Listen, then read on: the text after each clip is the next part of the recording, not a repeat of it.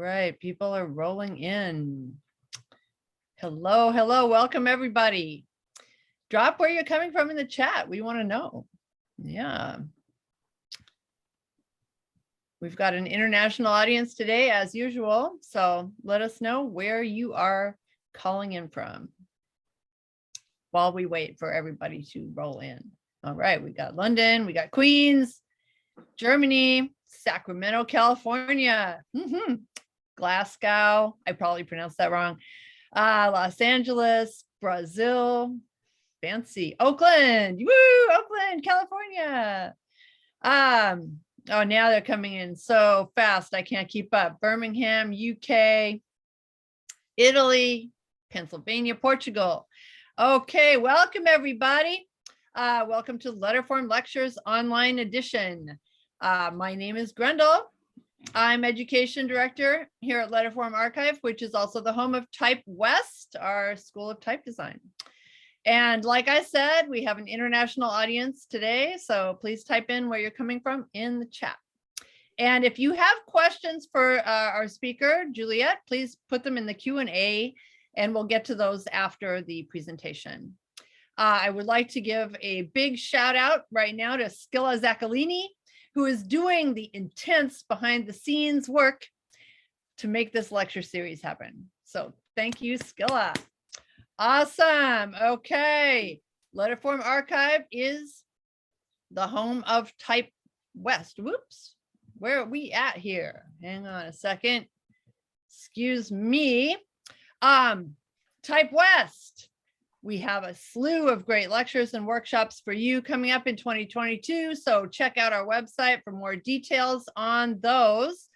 And before we get rolling here, I'm proud to announce that the Type West Postgraduate Certificate Program in Type Design class of 2021 has graduated and they've brought 19 new typefaces into the world.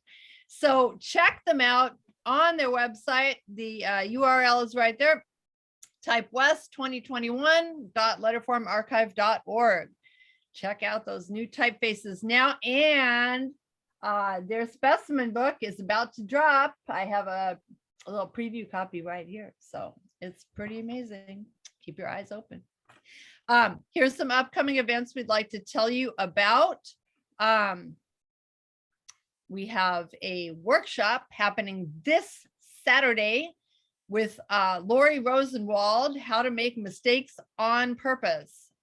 Check your perfectionism at the door and get messy with Lori as you create the foundations of your new alphabetic style, or maybe just make a huge inky mess. Either way, you'll have a great time. All details of this unique workshop are top secret. And this is happening in person at Letterform Archive this Saturday. So sign up now. Next up, we have Modern Monograms with Hope Meng in April. So Hope Meng is the mastermind behind the Monogram project, and she will share her secrets with you and guide you through the iterative process of creating your own luscious monograms. Next up in our lecture series, in 2 weeks, on March 29th, we have renowned type designer Toshi Omagari, who will share the complex world of Japanese type with us as he encourages us to try our hands at Japanese lettering and discusses how to better execute it and evaluate Japanese typography. Do not miss this. Register now on our website. Finally, if you haven't seen it, that date is incorrect. We're actually closing our Bauhaus Typography at 100 exhibition in May. So you have a little bit of extra time to check it out in person. Book your visit now, and don't miss this excellent show. You got a few more weeks on the end of that. Okay, for more information on these Letterform lectures, our Salon series, and any other upcoming workshops and events as they happen, go to letarc.org/events. Better yet, become a member of Letterform Archive today. Stay in the loop, get cool perks, and help keep great lectures like this one going. Okay. Finally, you can follow both Letterform Archive and Type West on Instagram to stay on top of our upcoming events and our programs. Okay, welcome to Letterform Lectures 2022 edition. Letterform Lectures are co-presented by Letterform Archive and the SFPL. Big news, we will actually have some lectures back in the Correct Auditorium later this year, COVID permitting. Letterform Archive is a nonprofit institution housing over 75,000 works of graphic design history. We are dedicated to the art and the craft of the letterform. And we'd like to thank Adobe for generously sponsoring the video recording of this lecture series. You can view all Letterform lectures online soon after they happen. Just check our website, letterformarchive.org. Okay, we are thrilled to welcome scholar, graphic designer, and professor at Parsons School of Design, Juliette Cezzar, who will examine the historical and contemporary interactions between letterforms, wealth, and political power, and contemplate the future. This should be a great follow-up to Kamal Mansour's introduction to historical scripts that we saw earlier this year, as Juliette will examine the same historical trends from a critical feminist perspective. I asked Juliette for an amusing anecdote, and she told me that she grew up in Queens, New York City. And among the 30 kids in her elementary school classroom, there were literally 15 different languages and cultures represented, and they were all playing together and getting along and managing to communicate amongst themselves. So Juliette assumed this was the norm for America, the great melting pot, the country of diversity. And then her family relocated to New Jersey, where she apparently experienced a strong culture shock. Anyways, I encourage our international diverse audience to welcome Juliette Cezzar today. Take it away, Juliette. Thank you. Thank you. All right. So I'm going to go ahead and, but before I even begin, I just want to say thank you to Grendel and to Letterform and the team. It's really an honor to be here with you all today. So I'm going to share here, and there we go. And we're good, right?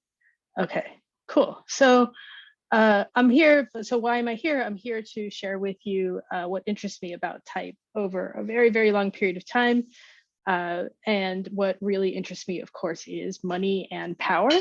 I am going to start with a caveat. I am not a historian. I'm just a really curious designer, and I really love to think about how things connect. And I'm also a real history buff. So I really like to read about world history and how things have connected over the centuries. But because I'm not a historian, I just wanted to say, same thing goes for type. There's experts for every one of the scripts that I show here. They're going to be able to tell you more accurately the who, what, when, who did what, like all of this kind of stuff. I'm here more to ask questions about how type tells a bigger story and what the state of typography, what that also tells us about the state of typography that we're in right now. So where to begin? Well, maybe starting at the beginning is the way to begin. And for me, this is one of many beginnings, but probably the most important one. So this is cuneiform from about, well, which starts around 3200 BC. And the people who are using this type are I'm going to just jump right into the very beginning here. So like these are the Akkadians who are mostly using this type, which is why we have so many examples of it. And you might want to think to yourself, well, like what was so special about the Akkadians that they're our first examples of writing are coming from them? Like, were they just like super smart or what? But really, the truth is that they were this amazingly powerful empire, and they were universally hated by pretty much everybody around them, especially the people that you see down on this list to the right. And And the purpose of this writing was not necessarily to write poetry or anything like that. It was really to record debts, because a lot of these people who hated the Akkadians so much, they owed them quite a lot of money. So another place where you see cuneiform is here. This is we're a little bit more familiar with. This is the Code of Hammurabi, and this is in Babylonia. And outside of that, you also have the writing of laws. And this is one of the things that have come down to us as one of the earliest examples of laws being written down. And again, it's not poetry that sparks this desire to write things down. Here, it's more, for an eye for an eye, tooth for a tooth, which you can find right here in this tablet.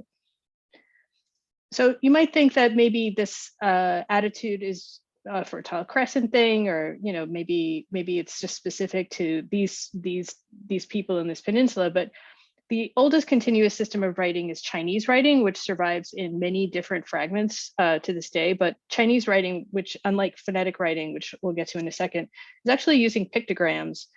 And these eventually get codified into different characters. And you can see another kind of economic anxiety here, which is, today, will it rain? And, and many of these systems will evolve over time, as you can see here. So here's the evolution of the character horse over many centuries, really. Many of these moments happen because once we're in the Qin dynasty, you also have this vast empire where you have, people communicating with each other over 2,000 miles or so, and they are speaking different spoken languages in many cases as well. And they need a set of characters that everyone's going to be able to read without having them connected specifically to phonetic pronunciation of things. And if you look through the rest of Asia, you'll see in many cases an adoption of that Chinese script as they start to trade with the Chinese up until a certain moment when the scripts are adapted to more local needs and ideologies. So in Japan, you start with the pictographic kanji that, and then in 800 AD or so, the kana starts getting added in there so that you can have both the pictographic and the phonetic mixed together. And in Korea, you again start with some Chinese characters, the Hanja, and there's an actual specific date in 1443. The king comes in and says, like, hey, we really need our own alphabetic language. So Hangul is invented. It's like one of the few directly invented alphabets, and these are just like ways that these things have come over time. And then in Vietnam, to give a third example from Asia, again, you start with Chinese characters, becomes the Chu Nam script for about 400 years. And then it's when the French come in and ban it that we get the alphabetic Vietnamese characters that we have now. And I want to point out, like, and I'm doing a major drive-by through like all of these things, but I just want to point out that in every single instance, when you have a shift in what characters people are using to write with, it's not like the old one completely goes away. It's very rare, in fact, that's completely gone. In many cases, everything's being used at once and over a very long time. So I do want to pause and say that almost all of my thinking about type has been really influenced by a few different books that I've read over the last years. And this is just a shout out to the books. One is Debt, the First 5,000 Years, which obviously influenced the title for this lecture. And this is by David Graeber, who died very recently.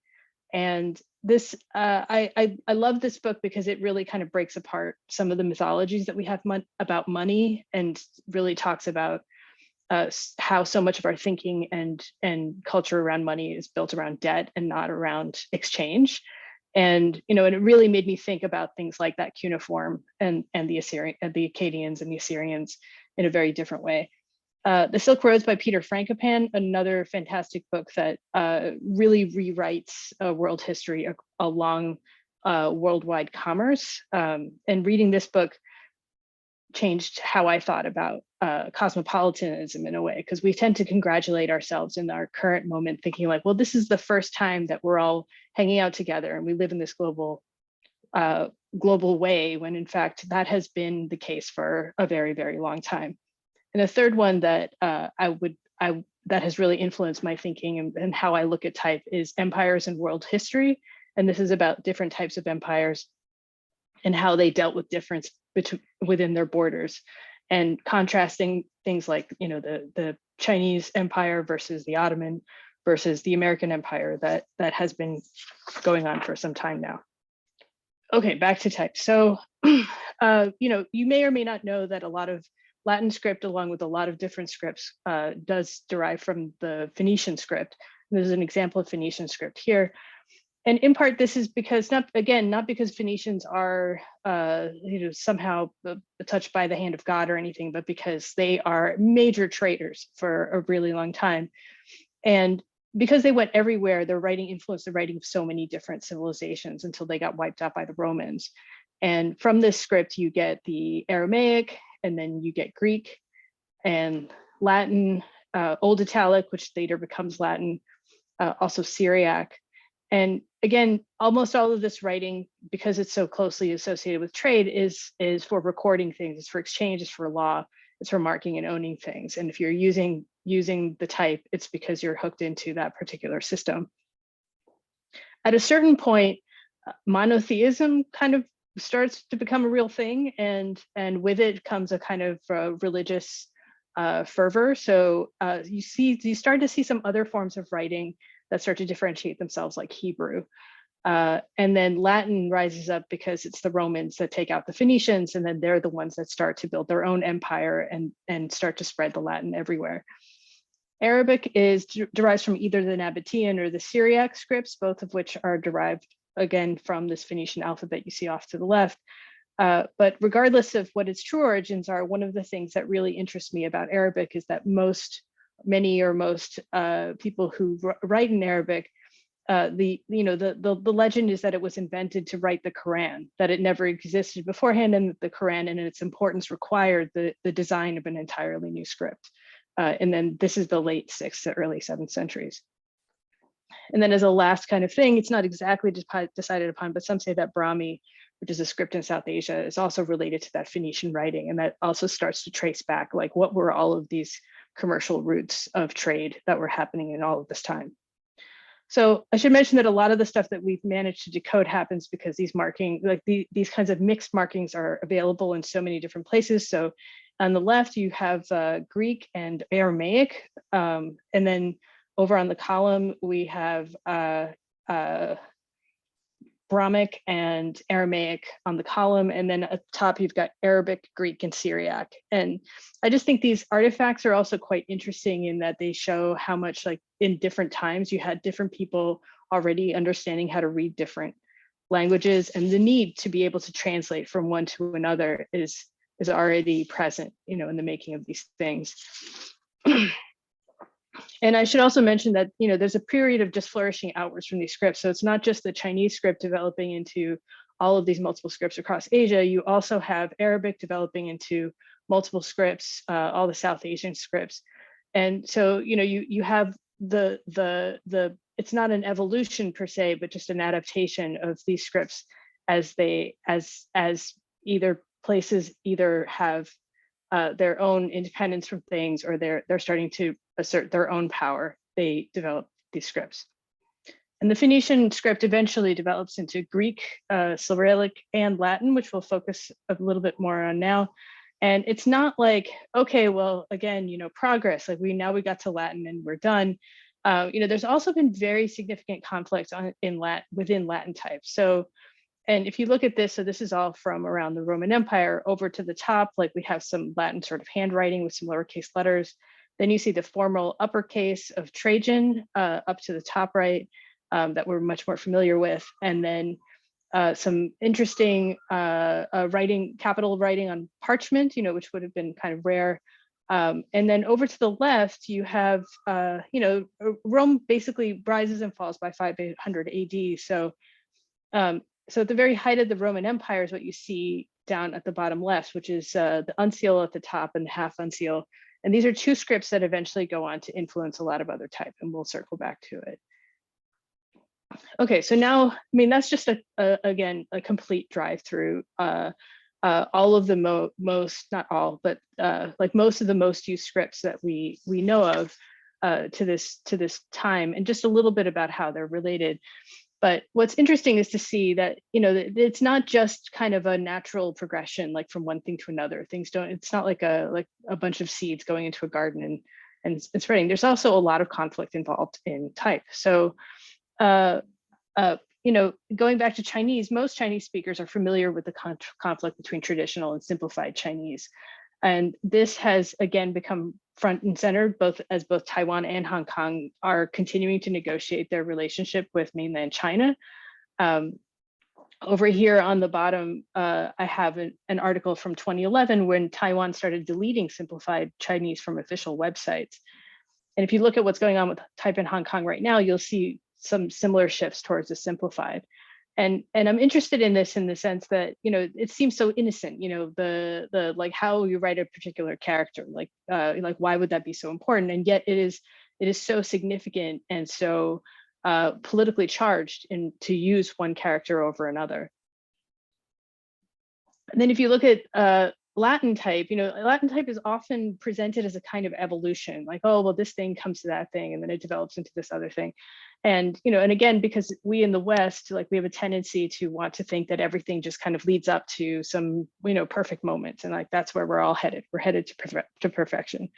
But it's not always that kind of evolution at all. And sometimes it even comes back on itself. So one of the things that I had shown you from the height of the Roman Empire were you know, these uncials, and you see them kind of come back at certain, you see that come back at a certain point. So and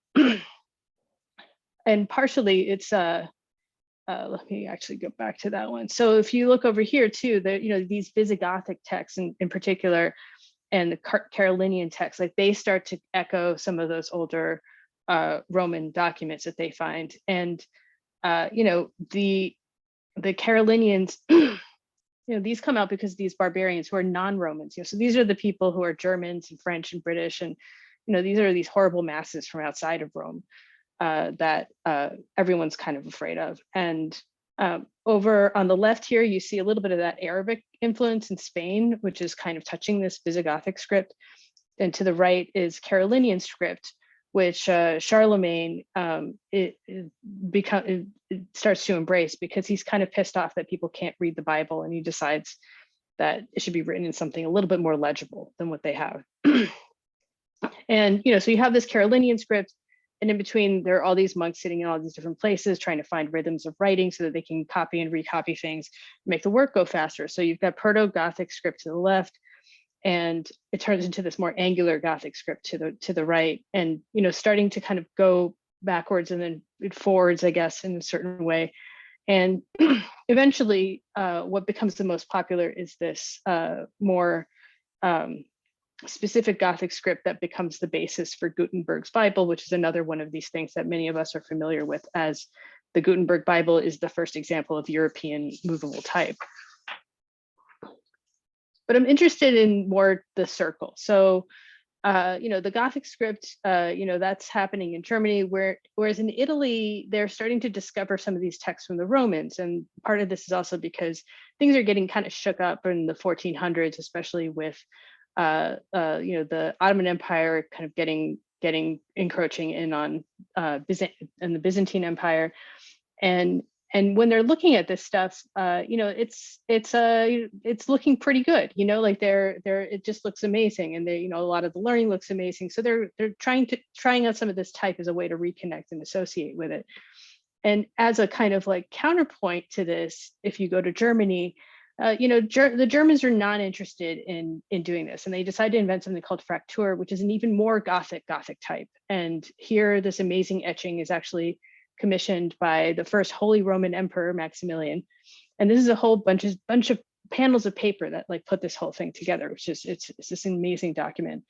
And you know, while the Roman Empire is now, you know, has been gone for like, you know, almost 1,000 years, and everything's been scattered to all these tribes like the Visigoths, and the Visigoths are what kind of reassembled in Germany to like make this culture that we're looking at here. And they called themselves the Holy Roman Empire, which is actually kind of funny in a way, because as the joke goes, it was neither holy nor Roman.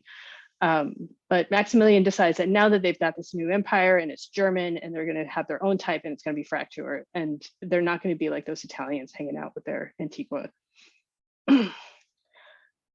This also happens to be right around the same time when Martin Luther sparks the Protestant Reformation, and he's mad at how the Catholic Church has been doing its business. And this is, again, like the Catholic Church is the great power. It's the one that's like pushing through a lot of a lot of the time. And another reason why though Martin Luther shows up in my type talk is because in many cases we talk about Gutenberg and the press as being, you know, again, just another mark of progress. But you know, I think that without the fervor that Martin Luther had and also his contemporaries, you know, chances are the printing press could have just been a novelty and never really would have taken off. Like they really had this sense of purpose that wanted that needed something that could print 10 billion copies of something, you know, and they also were very invested in the idea that the Bible, just like as with Charlemagne, that it be printed in the vernacular. So, and it kind of lines up with a little bit of a, you know, almost proto-nationalism. I mean, you can't really call the Holy Roman Empire a nation or the Austro-Hungarian Empire, but there's this desire to be expressing a culture that's going to be differentiating itself from the culture that they want to be separate from.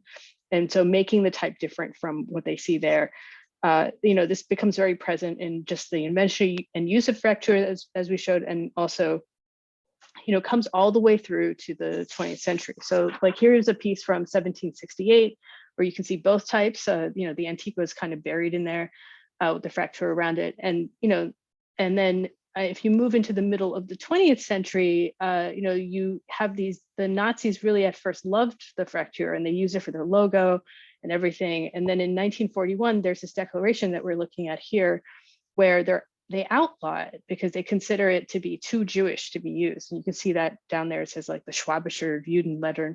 And it's, I mean, which is a kind of funny document in a way because the, you know, the letterhead itself has the fraktur on it. But I just want to point out, like, it's just so deeply political and deeply cultural in terms of what people are using and how and for whom. And it's not simply the letter form, like, it's not just which alphabet are they using, but even like, how is that alphabet styled?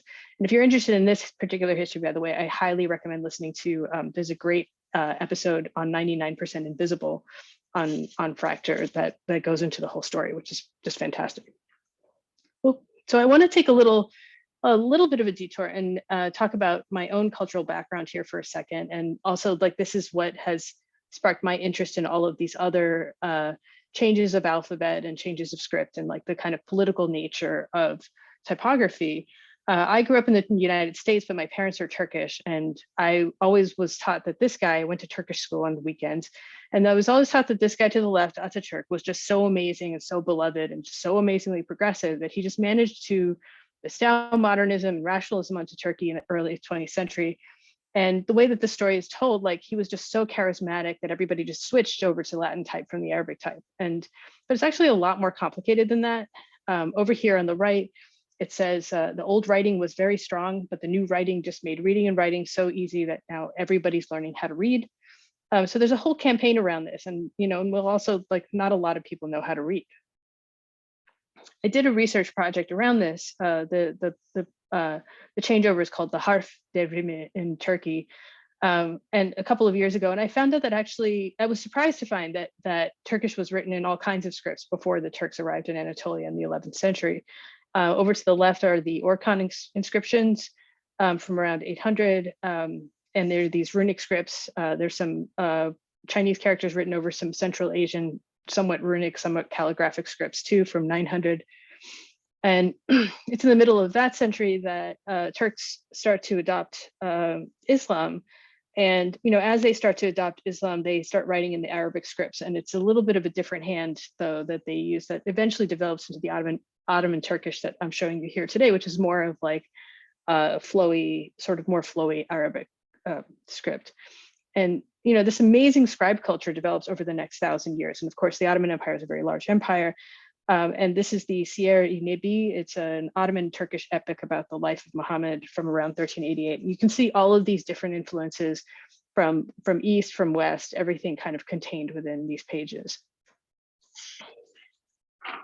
So the topic of like my fascination was, you know, the printing press and like, why didn't the printing press take off in the Ottoman Empire? And so in the 18th century, there was a guy, Mutaferrika, who finally got a license to run a printing press in Turkey, and he tried to print Turkish in these Arabic characters. And this is actually a book about the Western continent. By the way, it's a trip to the West Indies. And it's one of 7 or 8 books that he printed. And he had the printing press for a while, and then eventually just kind of went away. And for a lot of different reasons, the Turks just never really adopted the printing press. In large part, like they just couldn't see a real use for it. I won't get into it here because I gave a lecture about it. So if you're interested, you can find that. But it's an interesting question of like, oh, well, you know, if technology is supposed to be so liberating, like, why is it that when sometimes it arrives in places, like people just look at it and then say like, nah. And, but, you know, what is interesting is that at the time, so this is one of the many reasons, the level of calligraphic perfection is just so remarkable. And because Arabic is so closely tied to the Quran, even writing it is considered to be sacred. And that really kind of doesn't gel too well with this writing coming from this printing press, which was actually pretty crappy, like in every single way. You know, the letter forms just don't split up into little blocks like the same way that Latin letters do. And it doesn't make for very interesting pages. The quality is not good. You know, and it's also important to note that at the time, there's so few people who even know how to read that printing things in the thousands or the hundreds of thousands is just not that much of a priority. Like there just isn't this evangelical necessity that you have in Europe. And it's not the same in Asia, but you know, there is a similar kind of issue in that, you know, movable type is invented in China, but there are thousands of characters, so it's not that practical to use it. And in South Asia, you also have scripts upon scripts, and there's so many of them in so many different languages, and they're just not particularly well suited, again, informally to the letterpress machine that kind of likes to have its letters contained within a block. And it's not until lithography takes off that you see a much greater use of these characters. And I'm also interested, though, like, so if we go back to Istanbul, you know, so they're not printing printing Arabic on the printing press is, you know, obviously not working out so well. But what's interesting, though, is that many of the people who were educated at the time could read and write different scripts. So here are two different books written in Turkish. On the left is the Turkish language printed with Armenian letters.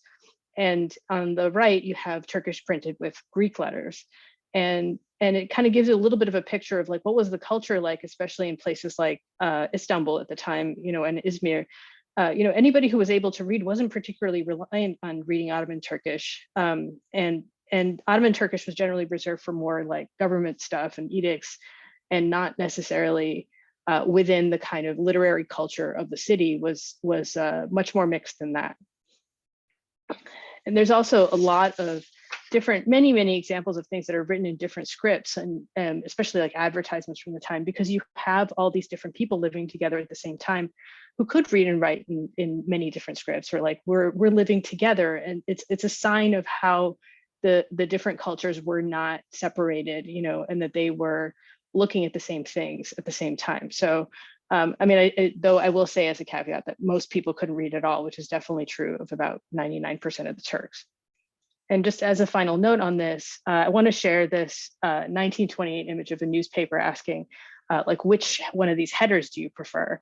I think it's really interesting that the black letter also comes back in here again, probably because many of the newspapers in the West are using black letter for their headers. But also to be clear, it's not like the newspapers suddenly wanted to write in Latin characters. Like this was mandated by law, and it worked out really well for the new leaders in charge. And you know, there's a lot of hand-wringing still, by the way, and kind of newly so in Turkey, about being unable to read like the books of your grandfathers, you know, kind of being cut off in the past. But really the change in alphabet or in type and scripts, you know, it's more about the power of controlling communication in the present rather than really cutting off anything from the past. And in case you think any of this is like specific to Asia or the Middle East, in 1962, you have a pretty dramatic shift from Gaelic or printing Irish words in Latin letters. For context, you know, the period of the Troubles starts in 1968. Now there's a push towards moving back to printing in the Gaelic or Irish letters that you see here on the left. Okay, so back to my favorite question, which is like, why does type look like it does now? We just sped through, you know, again, like 5,000 years or so. But I still think it's an interesting question. Like, why are we still so overwhelmed by type that either is or kind of looks like Helvetica? And you know, a lot of this may seem like a preference or a style or whatever, but there's a lot of reasons why this has happened. And you know, just to open the question up, I do want to kind of really quickly go through some formal qualities as they're classified by Stephen Coles in his amazing Anatomy of Type book. So in humanist type, you can actually see like just like the Antiqua, that we looked at from the people picking up from the Romans, like you can kind of see the hand of a person making the letters of like with a stylus or a brush. Like you can kind of imagine that happening.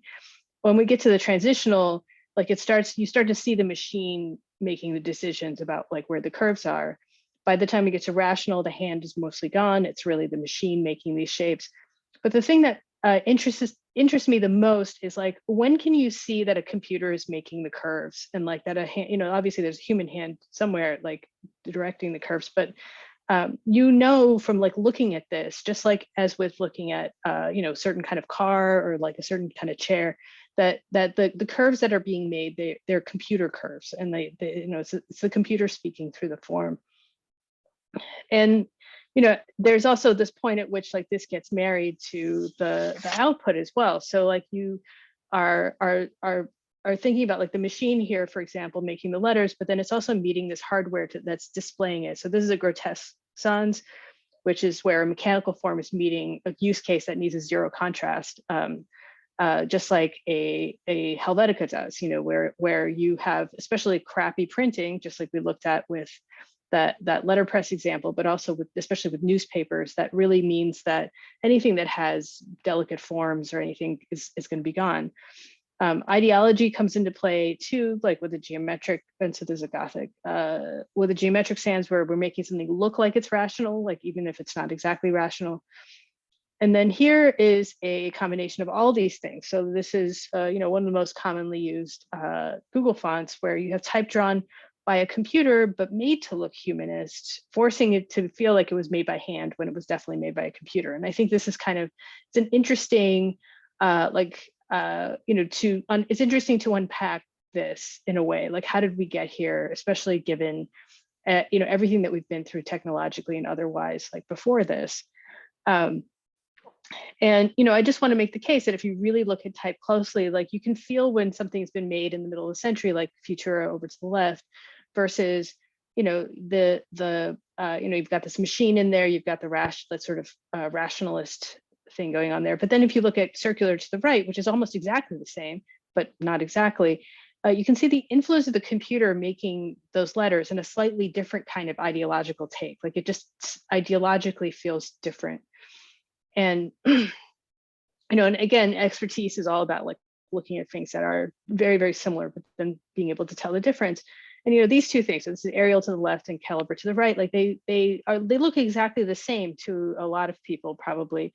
But if you learn how to read form properly, like you can start to read which one is which. And here you have a similar kind of difference where again, like you have letter forms that are coming from one time in one place, and then a completely different kind of thinking that makes the second set. And strangely, like even when I'm not sure if this is true of this entire audience, but like when I look at these, it almost feels like the caliber is sharper, like even though it's not, like and it partially, I think that's because it lines up with so much of like what I see in my environment.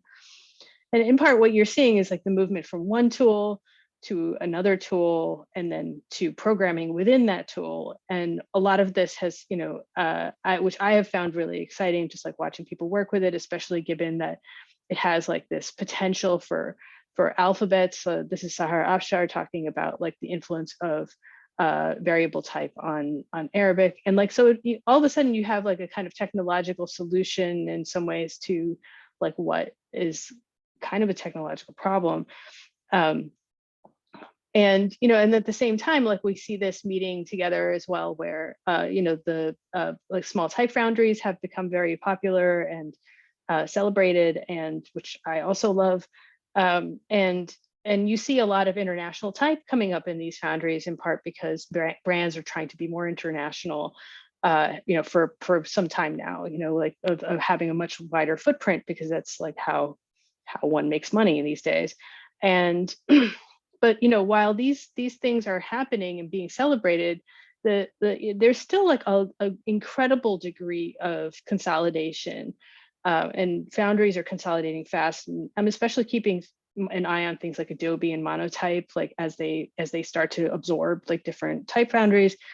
And of course, Google fonts, like as as they start to dominate the picture, like both between Monotype and Google Fonts, like you still have an amazing amount of control over what kind of type everybody is using. And this is more about the distribution in some ways in the making, but it still influences the forms, and especially like when the megaliths like Monotype start getting married to Creative Cloud, and then to, which it is partially, or is part of that is Adobe Fonts, which grew out of Typekit web fonts.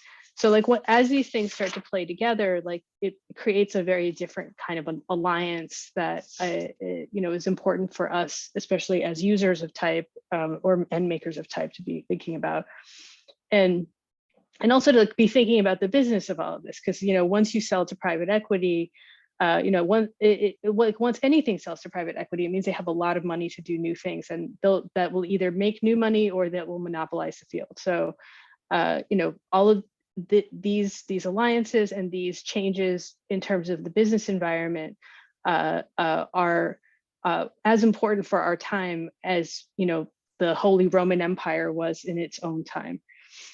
And as a kind of artifact of this time, so Monotype and Google have actually come together to create open source typefaces, and in particular, I've had my eye on Nodo, which is probably the blandest and most universally applicable type possible.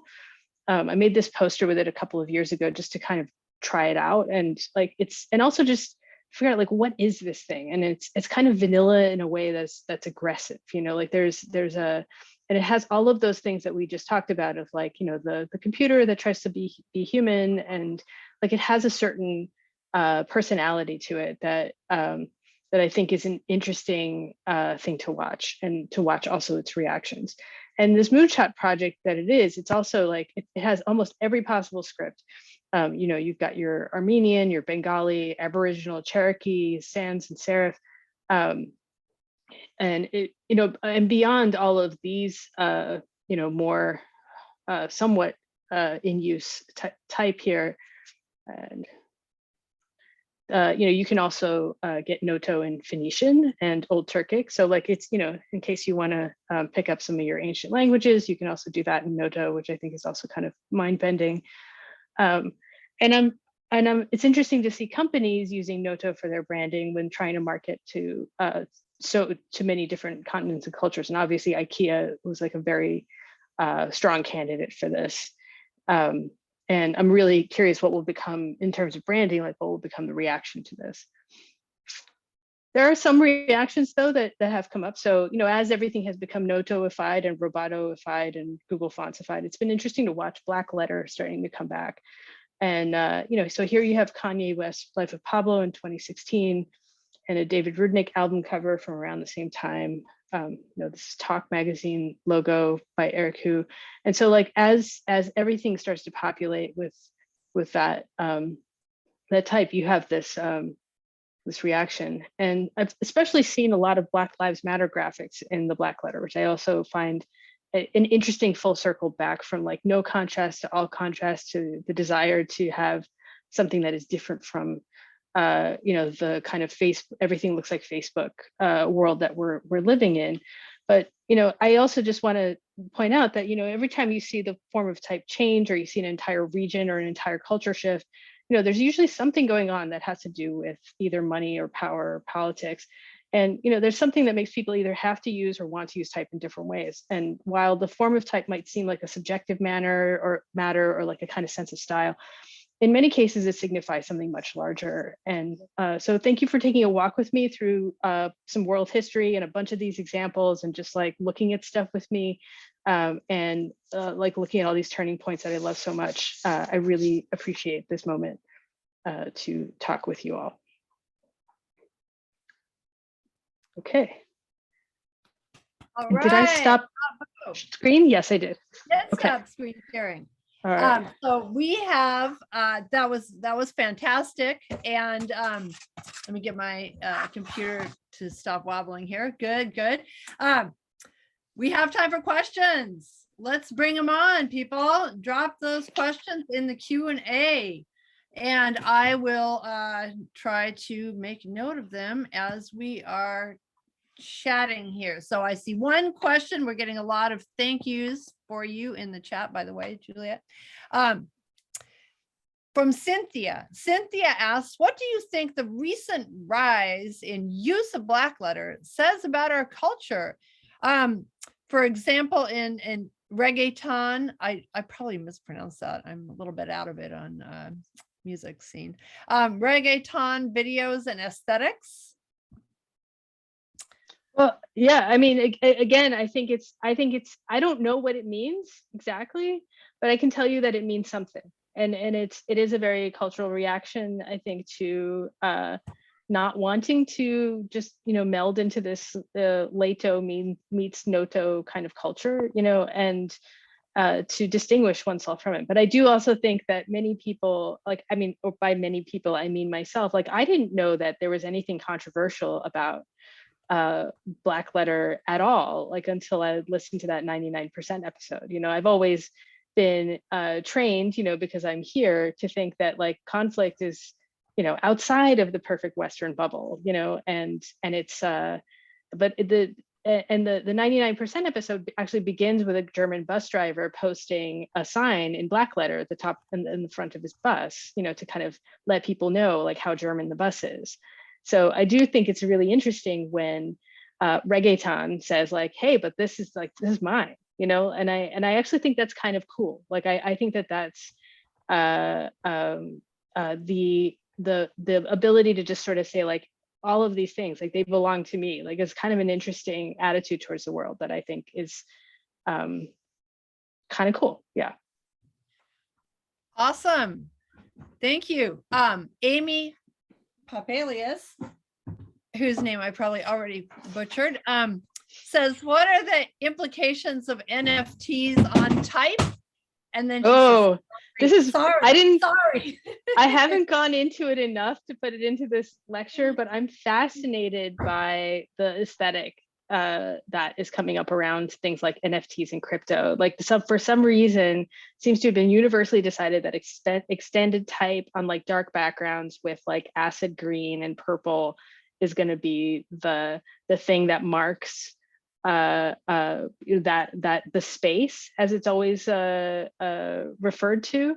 And I also think it's interesting that NFTs and crypto is being referred to as a space, because the last time that something was referred to as a space was with the internet, and everybody kept referring to the internet as a space, and which is interesting too, because it's always a surface, it's never a space. And so it's something to watch, is how people in that space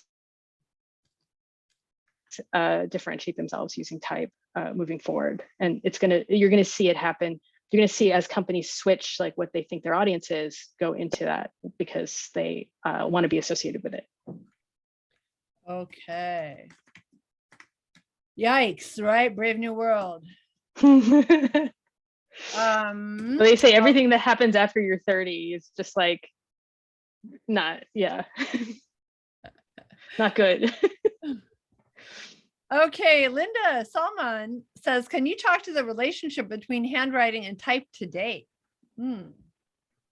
Oh, that's an interesting one. I don't know, because I'm interested in that, when I want to go back to maybe 10 years ago. So 2011, 2012, actually even the late 2000s, the internet wanted to look more natural in a way. So you had a lot of flag things and letterpress looking things. There was a certain kind of desire not to look techno, and then that kind of went into this hand lettering thing, where all of my students at the time were really they were I just want to do hand lettering. I don't want to do all of this stupid internet stuff. It's not for me. So which is also interesting, because all these different brands like Pinterest and MailChimp and whatever, they all did these hand lettered logos for a while, because that was supposed to be the big thing.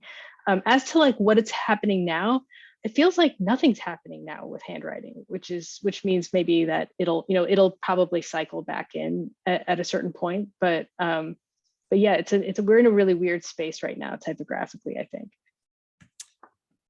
Yeah, there's that space again, huh? Yeah, I remember. Stays. Oh, I remember that bounce lettering fad. Some of us aren't sorry to see that meeting its maker. Let's see. We got David Shaw asking about Noto. One of Noto team's stated aims is to preserve language diversity. What is your take on this? I mean, every economic desire can have always is floated along with like you know, an underside of like, you know, something good that can happen for people. So it's not like it can't do that. Whether or not like that's the purpose with which people use Noto is absolutely wrong. I would say like most people using Noto will be using it because they want to sell more things to more different kinds of people, which, you know, and I'm going to be neutral about that as much as I possibly can. But it's important, I think, for people to recognize that when something is an economic incentive to like just call it as that. You know, Google was also supposed to like, you know, bring all the world's knowledge together and like ended up being like the world's largest advertising like machine, you know, which again, is not on its face like horrible necessarily. It's not like, you know, they're making nuclear weapons exactly, but but you know, it's not a gift or any I mean, it's there's a purpose to it, and sometimes the purpose that begins is not the one that is in the middle, and that's not the one at the end. Okay, yeah, I appreciate if that is your neutral take on this. That's I could be less neutral about it, but yeah. But I mean, I kind of, I mean, I will be less neutral about it. I don't resent that they're doing it. I don't resent anything anybody's doing. I don't like it when people aren't honest about either the intention, the outcome, and especially the outcomes. And we've seen a lot of that, you know, just like, oh, we didn't know, you know, kind of stuff. Like it's I think it's okay to say that the things that you're doing are mixed, and that, you know, they have mixed intentions and they have mixed results. Okay. Okay. Let me get that down. Okay, got it. Next up. Wow, we got a bunch of questions. Keep them coming. Keep them coming. Linda, who asked the prior question about handwriting and type, says she also should have asked about calligraphy. So calligraphy versus handwriting versus type today. Well, I mean, calligraphy is a completely different thing, and calligraphy has, how do I put it? So calligraphy is a craft, you know, like that is a craft in the highest sense of like, you know, there is a long period of time. If you can tell the difference between somebody who spent a long period of time doing it versus somebody who has not, right? You know, like there's a certain kind of learning compression, you know, that happens with any kind of craft. And probably calligraphy has enjoyed a better, how would I put it? Like just I don't want to call it a renaissance per se, but just like probably the existence of internet has helped calligraphy along, in that it has shared this craft with many more people than who would have practiced it. Because calligraphy has always been kind of, the problem with anything like that is like the people who know how to do it, there's not that many of them. And then you can't just like turn one person who knows how to do it into 100 people. Like it doesn't scale, to use the internet term for it. Whereas like, you know, being able to share these things, especially through video, you know, has really helped along a lot of things that have, you know, even like fiber crafts, things like that, like, you know, have really exploded. So it'll be interesting to see like how that continues. And I'm thrilled to see people continuing these traditions like as they go. Okay, hopefully that answered that question from you, Linda. Stefan D asks, do you think that the evolution of technology and the rising importance of brands will change the role of type and typography in branding and brand design? And then Stefan amends that saying technology in the sense of variable type, CSS3, use of type on the web, etc. Yes, and yes. I mean, especially variable type mixed with CSS3 will make a huge difference, just because it'll make it more efficient to put a brand, a visual brand across many different situations, like not just because we've gotten to the point where, okay, like now we can have like the Letterform archive brand or whatever, like go across many different screens and platforms. Now it can be here and there and whatever. But with the variable type and those kinds of more algorithmic systems of building web pages, you're going to be able to not have so many people doing them. Actually, like you'll be able to have things set up in a way that you can make some decisions early on, and then it'll kind of build out much of the brand impressions that are going to be made from there. So I think it will make a huge difference. But it also means that the power of that decision making is moving up much more into design systems and way less into, and this is my message, of course, to my students and anybody else here who is a student. So this idea that like somebody's going to sit in front of a page and compose the page, like, not only has it been kind of deteriorating for a while, but like once those specific things, the variable type and the CSS3 stuff really takes off, like, I mean, nobody's going to be composing, like it will be making some prototypes perhaps, but like, that's not where the decisions are going to be made. It's not in that composition of anything. Okay. So it's more of a hierarchical situation then, right? It's like the decisions are, it's kind of reminding me of back in the old days in the Yale print shoppy, right? Where you had like the shop foreman and making like, the decisions early on, and everybody along the line had to be a skilled craftsperson. Maybe we're getting back to that in a way. I'm not sure. Yeah, well, except you might not need that craftsperson quite as much. Oh, okay, right. You can just need someone who can run the thing, yeah. Button and all right, whoa, okay, bring them on, bring the questions on here. Let's see. We have, okay, Muhammad Rahman says, what's your critical take on decolonization and globalization in the type industry these days? I mean, it's a hard thing to have a critical take on, just because it means many different things to many different people, and like what one person calls decolonization is not what another person thinks is decolonization. Also, colonization itself, like, is it's not universal. Like, people have all sorts of cultural issues that are not necessarily easily defined as I am a colonizer or I was colonized. There are many countries that were actually never colonized, and there, unless you want to count like the American Empire, like kind of colonizing everybody culturally, like it's certain, like, which I will kind of cop to, but that's not the same as like actual political power. So but as it comes in, it comes in very directly though, like for example, the example of Vietnam that I showed you, like that is very much like French colonizers come in and they say like, hey, like you've got all this like Chinese looking stuff, like let's get rid of it, and like this is your new alphabet. And in part they do that because they see it as a way to get everybody in Vietnam to learn French, and they think that if they learn this Vietnamese like more Latin alphabetical character, that they'll learn French faster, so there's, or you can look at especially and again, I'm not an expert, I'm just a fan, but like, there's and I'm going to forget, I wanted to say Fiona, but I can't remember, but like, there are people who also the studying of all of the different scripts in India, Fiona Ross, there you go.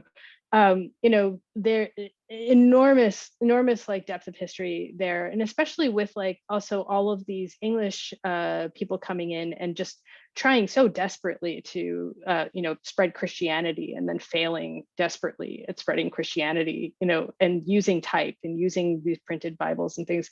So I mean, the two are very much intertwined. But my own personal critical take is, before you start talking about it, to like really understand like where is the other person coming from, because like, a person from Hong Kong or a person from Turkey or a person from India or a person from Canada, they're all going to have very different ideas about what that means and like what is the solution, sort of, quote unquote, which I also think is very funny. The solutionism in general is kind of funny. to resolve it or reverse it and so on. I mean, my very strong wish is that we can all be able to understand each other better and be able to be different and live together. That's all I want. Okay, hopefully I got that all down. Okay. Oh yeah, Fiona Ross, that's who we were talking about, right? Yes. Yeah. Okay, that's go. Okay, that was, I kind of butchered that answer, but hopefully, you know, if you were watching, close enough, I'm sure. Figure it out. Okay, let's see. Mew asks, a lot of the typographic shifts you mentioned are top down, driven by nation states, governing bodies, etc. With technology becoming and knowledge becoming more accessible, do you think this also entails more possibilities for resisting these top-down shifts? On the one hand, it seems like increased accessibility should correlate with increasing typographic pluralities, but what we've seen with Leto meets Noto culture seems to suggest the opposite. I mean, it's a, I mean, you have to ask the question of, you know, who's using written language and for what? And again, I go back to the cuneiform, like, why did people decide to do this at all? You know, why in other places did they decide not to? And, you know, and it's not a question of like, well, you know, those people just weren't involved enough or whatever. It's like they don't, you do it because you have a purpose for it. And, you know, you are either recording debts or doing some, you know, there's a need for the written language. You have to understand that for many cultures, the spoken language and the oral, like transmitting things orally is way more important. Like it is the real thing, you know, like writing is fake in a way, or like, you know, it's not like the kind of, that's not the next step of evolution, like, so to speak. And so I would be, I would not be surprised if like there is no grand movement of like changing written text from the bottom up, because like, you know, in many cases, like what we think of as the bottom, which is also again a questionable hierarchy, is much more comfortable talking to people in person with each other. And in fact, you see this again, going back to technology, with like people really relying on video platforms to talk to each other, or like, you know, not texting, right? You know, like not everybody's texting. Why not? And, you know, looking at that kind of question of who needs written text and who doesn't, and what do they use it for when they need it? Interesting, totally interesting questions, right? What do you need written text for anyway? Yeah, what for? Yeah, it's just reinforcing power relationships is one definite reason. Oh, it's a very good use scenario. Yeah. And, you know, and this again, like the example of China, like needing this universality right there. I mean, that's you know, people are not, that's not a bottom up thing at all. So, but it is interesting to see then what people do with it, you know, later, and what happens when they say like, okay, we have this, like, what can we do to make it ours? You know, there's a lot of interesting answers to that. Well, it just reminds me of the statements that people will say. They'll say like, oh, technology is neutral. It's like, well, no, actually it's not neutral. You know, it was come up with for a reason. It was developed for a reason, but you can still exploit it. Other people can exploit it in different power relationships, but don't pretend that it's neutral. Well, technology also that doesn't get used just goes away. You know, it doesn't, just because something gets invented doesn't mean anything. Like it has to be adopted and it has to be popularized for it to really matter. All right, people, give me some more questions. We've got 2, but I'm sure there are more brewing. David Shaw asks, do variable type and AI technologies point to each having its own handwriting, or individuals having their own handwriting attached to them on various input devices, making mass-produced type forms redundant? I mean, it's possible. If there's any kind of cool future, I think it's somewhat in that. Like the fact that all of our speech looks the same online is still really weird to me. I don't know. why we wouldn't move away from that. And I mean, I know kind of technically like why we don't have it. You know, it's a lot of computing power. You know, to like pull a typeface for every single person or whatever. But at the same time, like as a you know, we wouldn't be comfortable if like when we all talk in a room, we all have the same voice. So it's interesting that we've adapted to that as much as we have, like in our digital communications.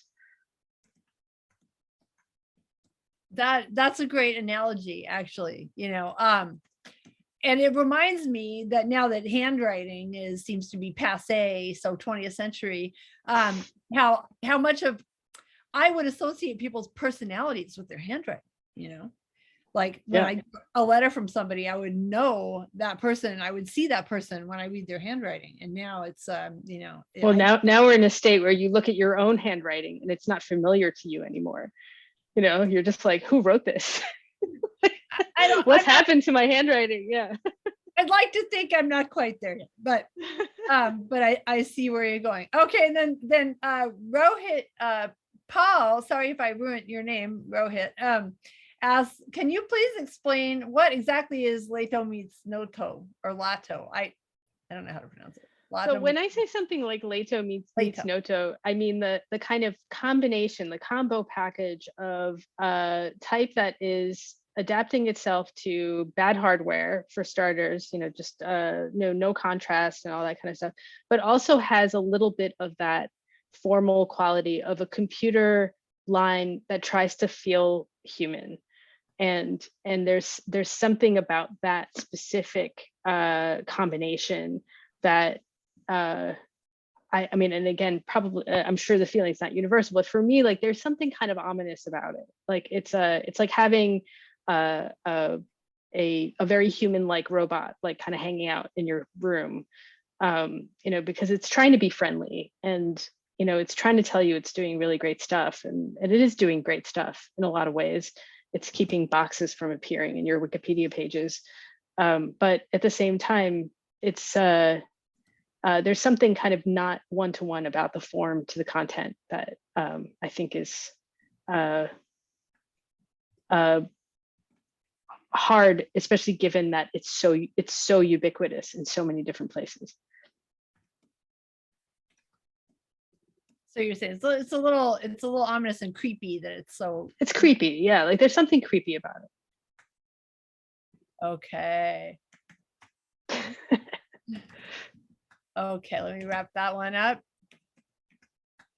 I like the idea that there's a humanoid robot in my room. Maybe there will be one of these days soon. Oh no! Friendly and try to cheer me up and tell me about. Beware what you wish for. Yeah, right. Ooh. Okay, good one. And so David says, speaking of a computer line that tries to feel human, it feels like a lot of independent type boundaries are really playing with that at the moment. What's going on there? Is that a reaction to the Notoization of all things? I mean, you would have to ask like the people in the foundries. It is really interesting though to watch. Like, I think there is a reaction to being asked over and over again to make another Helvetica, which I've heard as a lament, you know, from many friends who make type. You know, that they're, you know, here they are doing this thing that they love, and like there's only one project that anybody's asking for, and I think that, you know, wanting to go away from that is such a natural thing, especially given that I don't think it's a very imaginative question. You know, it's not a very fruitful prompt in a way. Okay, yeah, it is interesting to see that pendulum swinging back again, right?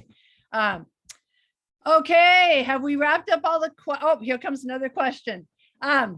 Muhammad Rahman says, continued, thanks for referring to Fiona Ross, amazing stuff that she has done. Will it be unwise to say that typography and print had a big impact on nationalism and eventually stepped into colonization as well?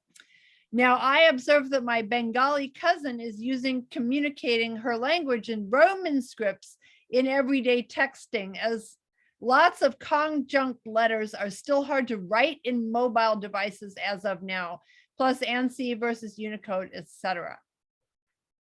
Yeah, I mean, I would say talk to all of your friends who are using other scripts and ask them like what that whole scene is like. It's really, really difficult, for Chinese as well.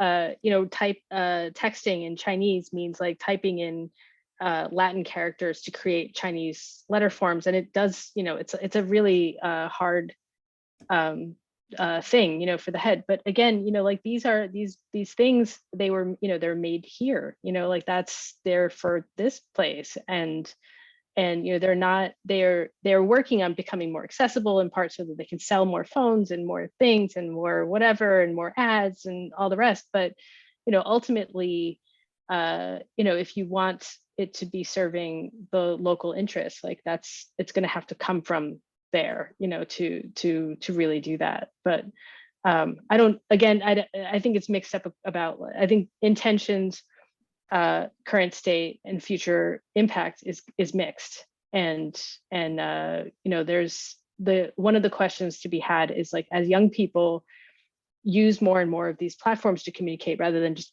talking to people, like how does that change the languages themselves, spoken and written? And it will. Like, there's no way that it doesn't have an impact.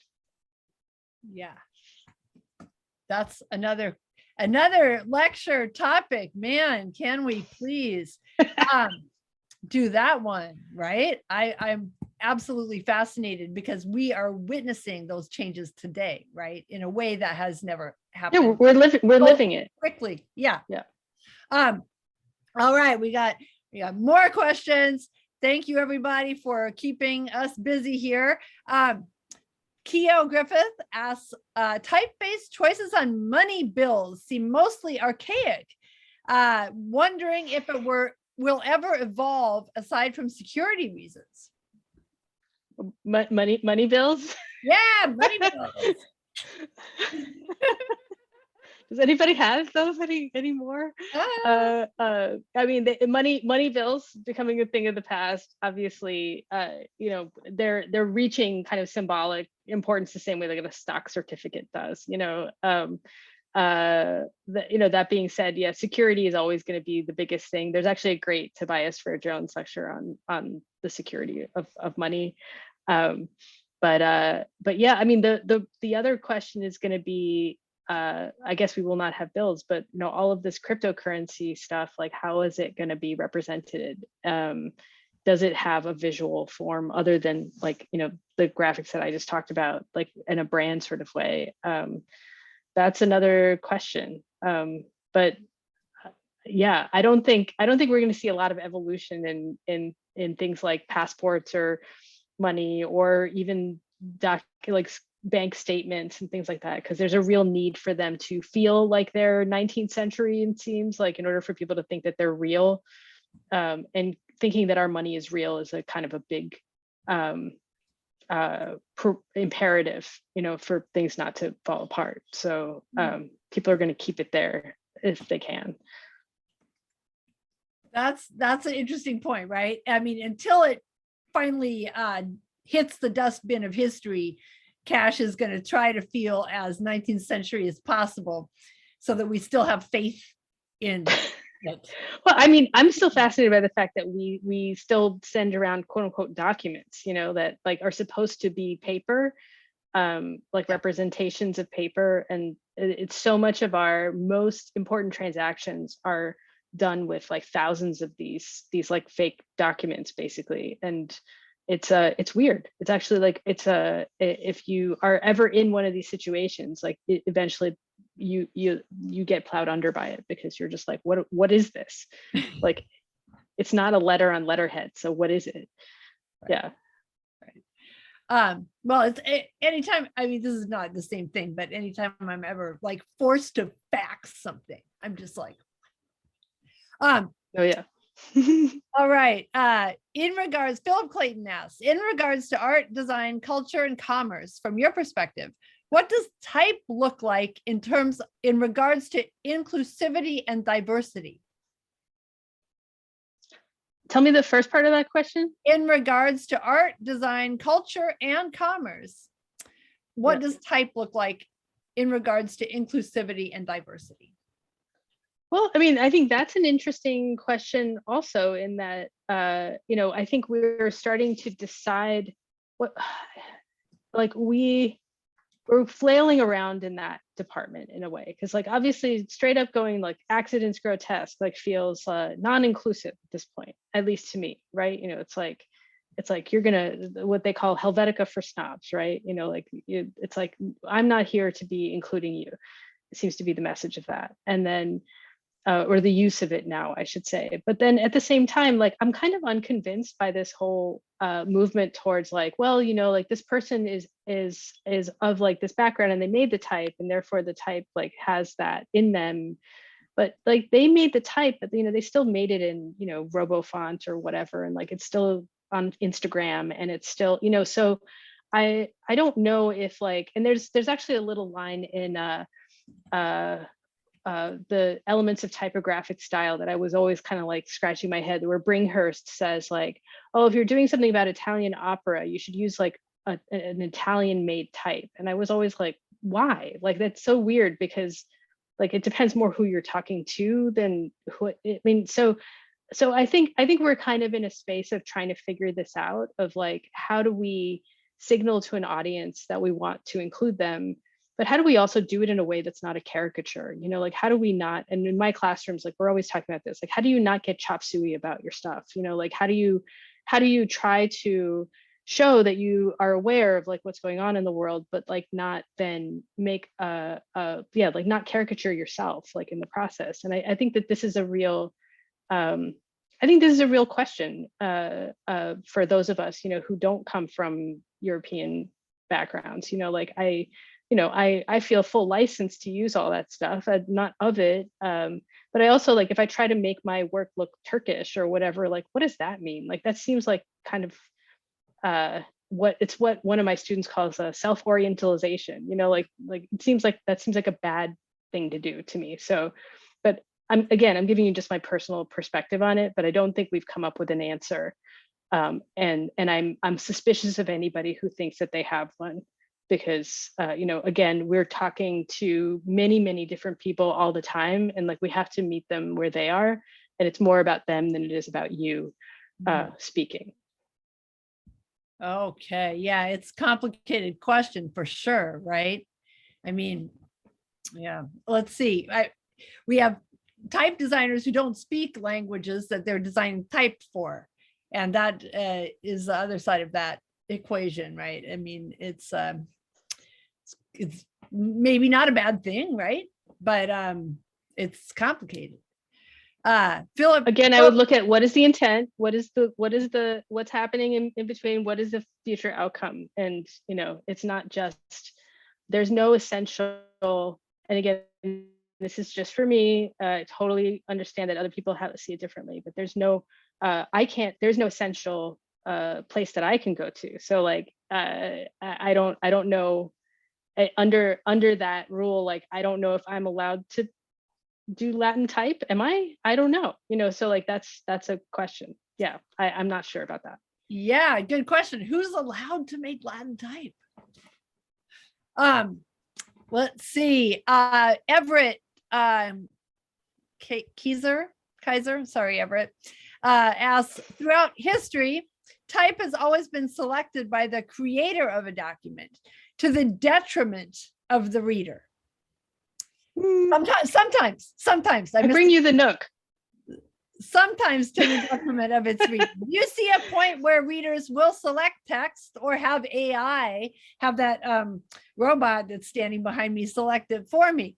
That is easiest for them to read / understand. Thinking back to Susanna Lichko's, you read easiest what you read most.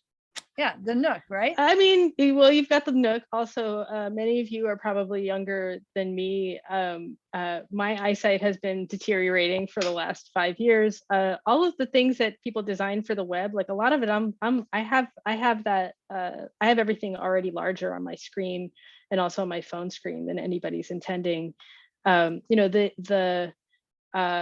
just the type forms, but just size, things. I mean, the accessibility controls have gotten so much better over the years, and if you're designing thinking that somebody's going to look at something the way that you designed it. And this goes back to the question of like, what is the design system doing, and like what is the designer doing? Those layouts are going to be remixed and redone wherever they hit, both in terms of script and language, in size, in formation, like the whole thing. And the question for us, as designers, for anybody who still wants to be a designer, is going to be like, how do you still get personality across without those elements, without control over those elements? And this has been the question, since the web came around, but it's only going to be more so. But yeah, I mean, people are totally choosing their own type here and there, and it's just going to keep going. Yeah, great question. How do you transmit personality when you don't have control over some of those key elements? Yeah, you don't. It's like not impossible. The loss of control, like, is. Yeah. Okay, Stefan D. And we're going to have to wrap up soon, right? So if you have any more questions, hit us now. Stefan D says, from teacher to teacher, I would love to hear how you convince your students about the importance of type and typography in design in general. That's optimistic. Many students, I think teaching is a kind of thing where somebody has to hear something about 100 times before they kind of get it. And then it usually doesn't happen until 5 or 6 years after they're done with school. So like teaching has a really long half-life, and I think about that. But going back to just the importance of type and typography, I mean, I can tell them, but it's not until they themselves really empathize with their own reading experiences and thinking about other people's reading experiences that they finally really pay attention beyond the pressure of like wanting it to look cool or like look good on the portfolio and things like that. And I should say too, that's in part because I think we're horrible to young people. Like, it's as creative people, like we put so much pressure on them to be like creative successes, in this like very defined sort of way. And so the ability to like really love and get into typography and to like really feel it, it feels like a waste of time, in a way. And it's really, really so sad that that gets taken out and the anxiety gets put in. I would love it if students really really got in, like really learn to love type. And some of them do. Like, some of them do find the mental space and the time to do that. But it's not something that I would expect every student to do by the time they're done with school. And for that matter, I would love for non-designers to have some of those feelings as well. And it doesn't have to just be the students that I teach. I would love for them to feel like, oh, wow, this really matters. Okay, yeah, right. We want everyone to love type. Last question we have here, Philip J. Clayton, and I don't know if it's really a question. Philip says, perhaps personalization versus customization. I guess it depends how you define the two. I would ask, like, what's the what's the definition? Or yeah, I feel like this is it like a response to something else, right? Yeah, or I guess the question is a little bit like when especially brands and things like are like, maybe it's a difference between a brand like recrafting a typeface to make something versus an individual. I mean, one of the arguments for Noto, which I do think is a legitimate argument, is that because it's an open source typeface, anybody can take it, pull it down, and reform it, to their own purposes. So maybe there is something there to that, that goes into both personalization and customization. But all these things take time, and time is of the essence. Like it's the rest of us, like I kind of deliberately use rubato in all of my lectures and things, just to be like, okay, like this is our time, Google Slides, like let's go, and rather than resisting that little piece right there, just to like see what it feels like to try it on. So but but it'll be interesting. It'll be interesting to see like, well, what happens if like, the future of type is also, you have these kind of skeletal structures, and then people, just like the way they take web frameworks and then they personalize them into web pages, like what if that's what happens with type in the future? But then again, you got to ask, like, where is it coming from? What for? What's the original intent? It's not always what's going to be the outcome. Like having those frameworks doesn't necessarily mean all good things. So. Okay, yeah, right. Don't resist your overlords. Well, resist and don't resist. I don't know. Yeah. We got to find our way. So. Yeah, exactly. Okay, wow. Well, I think we wrapped that one up for today. We no longer have any open questions. Once again, everybody, big round of applause for Juliette. And please join us in 2 weeks when we untangle Japanese type with Toshi Omagari. And thank you, Grendel. Thank you. Thank you so much, Juliette. This was great. You got a lot of awesome questions there and a good response, and the accolades are pouring in for you. And you touched on a lot of stuff. We're not, we're just chatting here. Because we got this is more minutes while people doing more of, right? Right.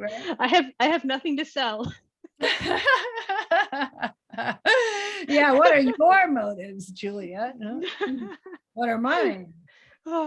What's my robot friend up Just to? the love of type, right? Oh, that's right. That's it. The love of type. No, really. I mean, there is definitely that. Of course, we are a type school too, so we got product to move. But but your product moves along the making of type, like it all comes full circle. So yeah, we're like the Ouroboros of type here. Change our logos to little using their type tails. Oh God. Okay, well, I think I should probably go wrap this up, and I need to eat lunch. It's lunchtime over here. So thanks again. Thank you. Really, really a pleasure. Bye. Ciao.